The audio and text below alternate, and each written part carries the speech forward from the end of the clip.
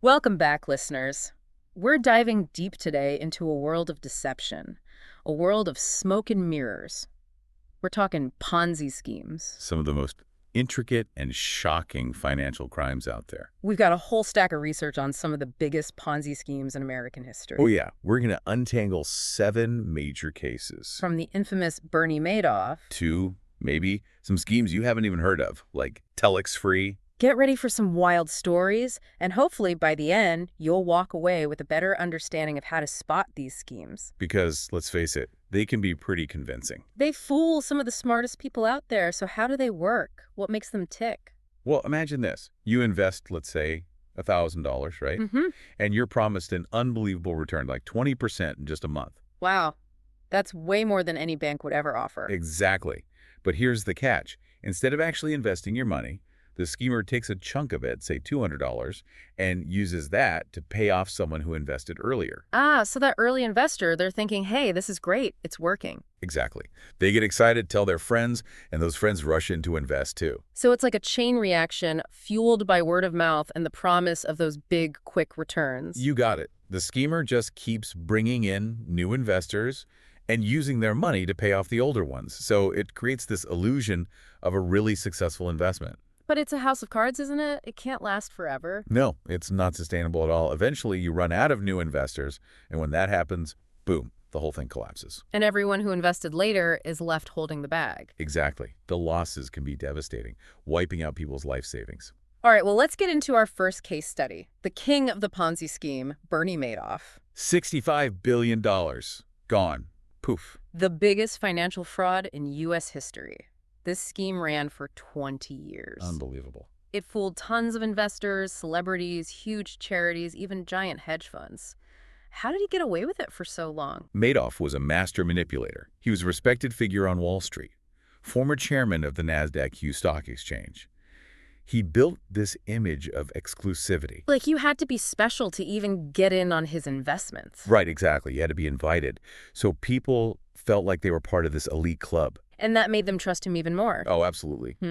He also claimed to be using this super complex trading strategy. He called it the split strike conversion strategy. Sounds very sophisticated. It does, doesn't it? Yeah. But it was all a lie. He wasn't actually investing any money. He's just shuffling money around using new investors' money to pay off the old ones. Classic Ponzi scheme. But he was so good at creating this aura of legitimacy that people just kept handing over their money. It's mind-blowing how many people he managed to fool for so long. There were actually people who raised red flags about Madoff's operation over the years. Really? Oh, yeah. But they were often dismissed or silenced because Madoff was so powerful and well-connected. Wow. So even when there were warning signs, people didn't want to believe them because of his reputation. Exactly. It shows how easily we can be swayed by a charismatic personality or a prestigious title. It's a reminder to always do your own research and not just blindly trust someone because they seem successful. So true. In the end, Madoff's scheme collapsed in 2008. The financial crisis triggered a wave of investors wanting their money back, and he just couldn't keep up the facade anymore. The fallout was massive. Thousands of investors lost their life savings. Charities had to close down. The impact was felt across the globe. And Madoff himself? He was sentenced to 150 years in prison. Wow, a truly symbolic sentence. Absolutely. The Madoff case serves as a stark warning about the dangers of financial fraud. Now, Madoff used his Wall Street credentials and this aura of exclusivity, but Alan Stanford took a different approach. He used the power of Sports. Stanford was this flamboyant Texan who built his empire in the Caribbean. Yeah, and he used lavish sponsorships, especially in the world of cricket, to attract investors from all over. I remember hearing about the Stanford 2020 cricket tournament. Big names, millions of dollars in prize money. Exactly. Stanford was a master at using the excitement and glamour of sports to create an illusion of success. It makes sense. People get caught up in the thrill of it all. Right. And he specifically targeted investors in the Caribbean and Latin America, promising these sky-high returns on certificates of deposit at his bank. So he was appealing to their aspirations, their desire for a better life. Exactly. But just like Madoff, it was all a lie. His bank wasn't actually generating the profits he claimed? Nope. He was using new investor money to pay off the older ones and funding his own lavish lifestyle. It's amazing how these schemers, even though they use different tactics, all rely on the same basic principles of deception. It's a reminder that we can't let our guard down just because something seems glamorous or exciting. We need to look beyond the surface and really understand how the money's being made. Absolutely. Now, before we move on to some more recent cases, let's go back in time to the man who gave his name to this type of financial fraud. Charles Ponzi. The OG. His scheme, back in the 1920s, was incredibly simple, yet so effective. Yeah, it involved these things called international postal reply coupons. Coastal reply coupons. Yeah, you know those coupons you could use to prepay for postage on a reply. Ah, okay, I vaguely remember those. Ponzi claimed that he could buy these coupons super cheap in one country and then resell them at a much higher price in another, exploiting the differences in postal rates. Sounds almost plausible. Right, and that was the genius of it. It sounded complex, but it was simple enough that people could grasp the idea. So what did he promise investors? A 50% return in just 45 days. Wow. That must have been irresistible back then. Oh, it was. People were lining up to give him their money. And of course, just like all the others, he was using money from new investors to pay off the older ones. The classic Ponzi playbook. But Ponzi's scheme blew up so fast he couldn't keep up. Once investors started asking for their money back, the whole thing imploded. Leaving countless people ruined. It's incredible to think that this scheme, from almost a century ago, laid the groundwork for countless scams that followed. It's a timeless story, isn't it? The allure of easy money, the promise of those unrealistic returns. Sadly, yeah, and there will always be those who are ready to exploit that. Well, now that we've seen how the classic Ponzi scheme works, let's jump ahead and explore some more recent cases. Cases that show just how diverse and adaptable these schemes can be. We'll be looking at the Pedders Company, Freeling and Horowitz, Telex Free, and the Woodbridge Group. Each one unique, but all connected by that common thread of deception. So let's start with the Pedders Company. Yeah, Tom Pedders. He built his empire around consumer electronics. He convinced investors to fund these huge purchases of electronics. TVs, computers, you name it. Riding that electronics boom, making it seem like a can't-miss investment. Right, and on the surface, it looked legit. He had warehouses packed with merchandise. He showed people invoices, sales records, but it was all fake. He wasn't actually selling those electronics. Most of those bulk sales were totally made up. He was just using new investor money to pay off the old investors and pocketing a big chunk for himself. These guys are like masters of illusion. They create these incredibly elaborate facades. And they're often really good at playing the role of a successful entrepreneur. Charismatic, confident, surrounded by all the trappings of success. Speaking of legitimacy, our next case takes us into the world of accounting with Freeling and Horowitz. Yes, this one's interesting because it wasn't a traditional Ponzi scheme, but it played a key role in enabling Bernie Madoff's massive fraud. How so? Freeling and Horowitz was the accounting firm that was supposed to audit Madoff's business. To make sure everything was on the up and up. But instead of exposing the fraud, they actually helped to conceal it. This case shows how dangerous negligence can be, whether intentional or not. Freeling and Horowitz failed to conduct proper audits. They just rubber-stamped Madoff's fake financial statements. So they were basically complicit in creating this illusion of Madoff's success. Yeah, you could say that. Their failure contributed to the longevity of Madoff's scheme. It really underscores the importance of independent verification and due diligence when it comes to investments. It's a scary thought that even trusted professionals can be fooled, or even worse, be a part of the fraud. It highlights why we can't just blindly accept what we're told. Even from experts, we need to ask questions, demand transparency, and be willing to get a second opinion. Now, the next case, Telex Free, this one is particularly disturbing because it targeted immigrant communities. Yeah, they often preyed on people's hopes for a better life, their limited understanding of the financial system. How did they operate? Telex Free was marketed as this multi-level marketing company. They claimed to sell voice-over IP services. But the real money came from recruiting new members, not selling the product. So it was more like a pyramid scheme. Yeah, very similar. They lured investors in with the promise of high returns if they could bring in more people. They specifically targeted Brazilian and Dominican communities in the U.S. They would use culturally familiar marketing tactics. They emphasized this idea of achieving financial freedom. It's heartbreaking how they exploited people's vulnerabilities. It really shows the importance of financial literacy and education, especially for those new to a country or its financial system. It's about empowering people to make informed decisions and not be swayed by promises that sound too good to be true. Exactly. And to be aware of how these schemes can exploit cultural or linguistic ties. Now, our last case for this section brings us to the world of real estate, the Woodbridge Group of Companies. This scheme was run by a guy named Robert Shapiro. Woodbridge promised investors these high returns from short-term loans that were supposedly backed by real estate. Sounds pretty safe, right? Real estate is usually considered a pretty secure investment. That's what they wanted people to think. They targeted older investors, often retirees, who were looking for safe and reliable income. They promised returns of 5% to 10%, which seemed amazing in a low-interest rate environment. So they were playing on people's fears about retirement and their need for financial security. Exactly. And they created this illusion of safety by saying that the loans were backed by real estate, something tangible and seemingly low risk. But it was all a lie, wasn't it? Oh, absolutely. The real estate holdings were either way overvalued or didn't even exist. Woodbridge was just running the same old Ponzi scheme, using money from new investors to pay off the old ones. And when it all came crashing down. Woodbridge filed for bankruptcy. Thousands of investors, many of whom had put their life savings into this, were left with nothing. It's incredible how these cases, even though they're all unique, share so many similarities. There are these red flags that scream Ponzi scheme. So what are some of the key things that people should watch out for? Well, one of the most obvious is the promise of crazy high returns with little or no risk. If something sounds too good to be true, it probably is. Remember, all investments come with some level of risk. That's a good point. Risk and reward usually go hand in hand.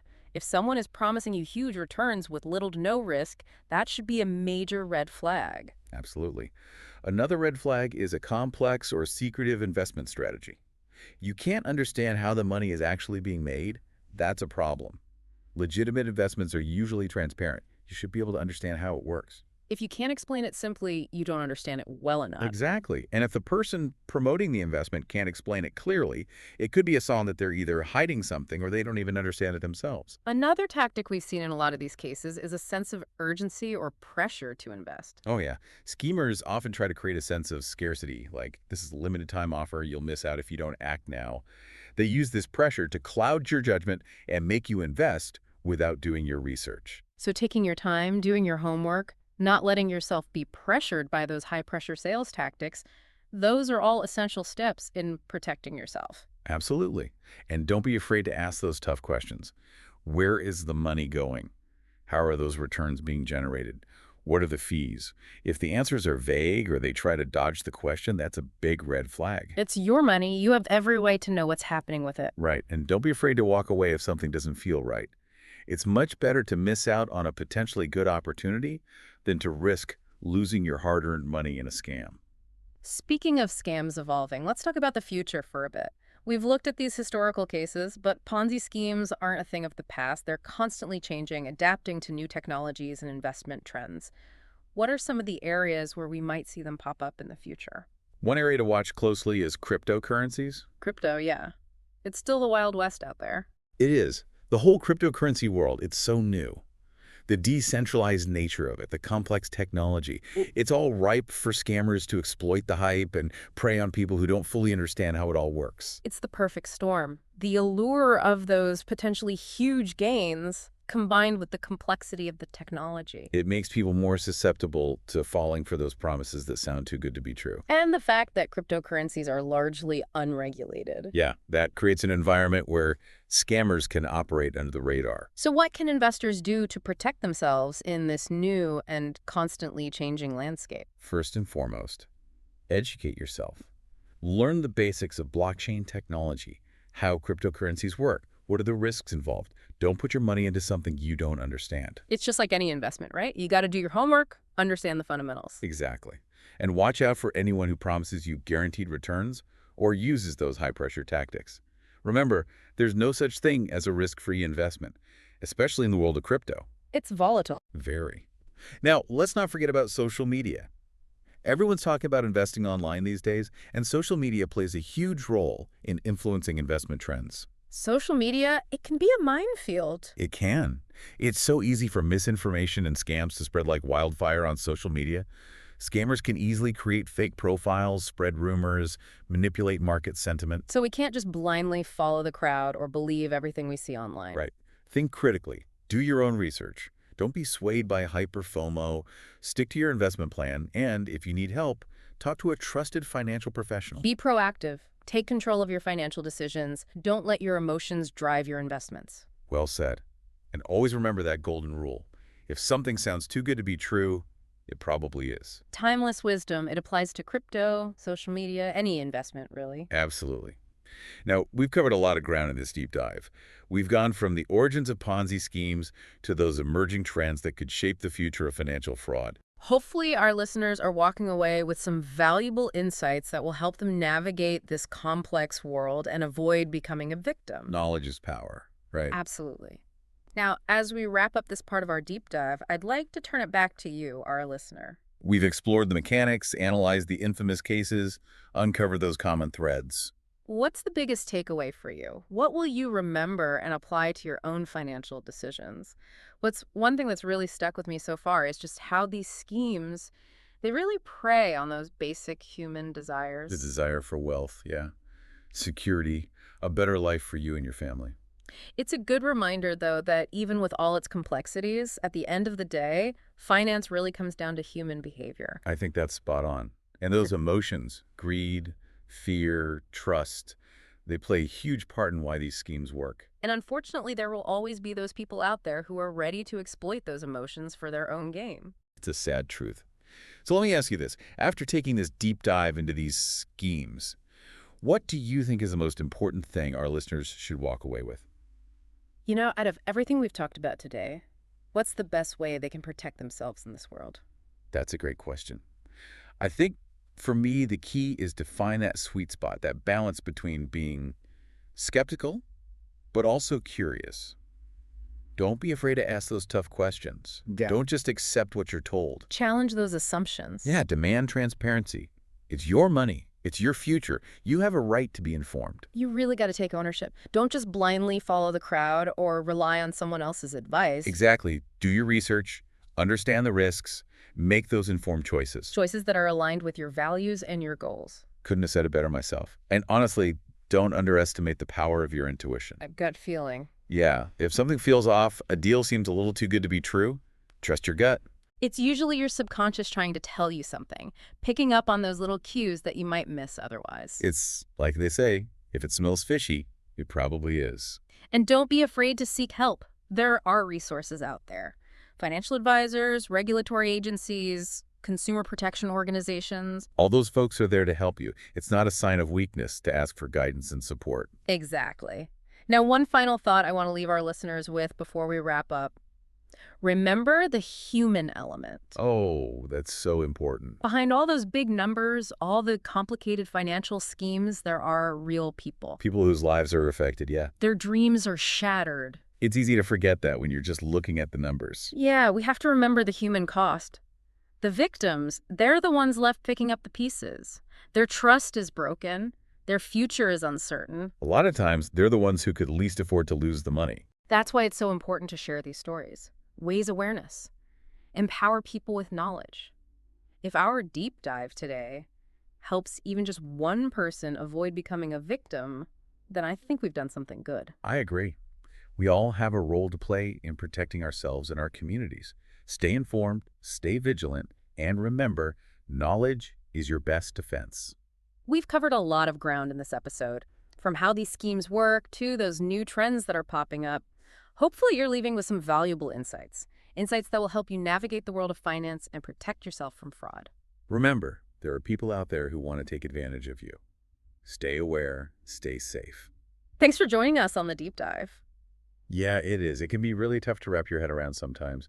But we've explored these scams from all angles, right? I think we've covered a lot of ground, yeah. And we've seen how they work. We've looked at some of those infamous cases. And we've seen how they all share those, common threads. That desire for wealth, security, a better life, those are powerful motivators. And unfortunately, they make people vulnerable. So thinking about everything we've learned today, what do you think is the most important lesson for our listener? That's a tough one, but I'd say cultivate that healthy balance. between skepticism and curiosity. Skepticism and curiosity. Interesting. Yeah, don't just take everything at face value. Ask those questions, the tough ones. Don't be afraid to challenge those assumptions.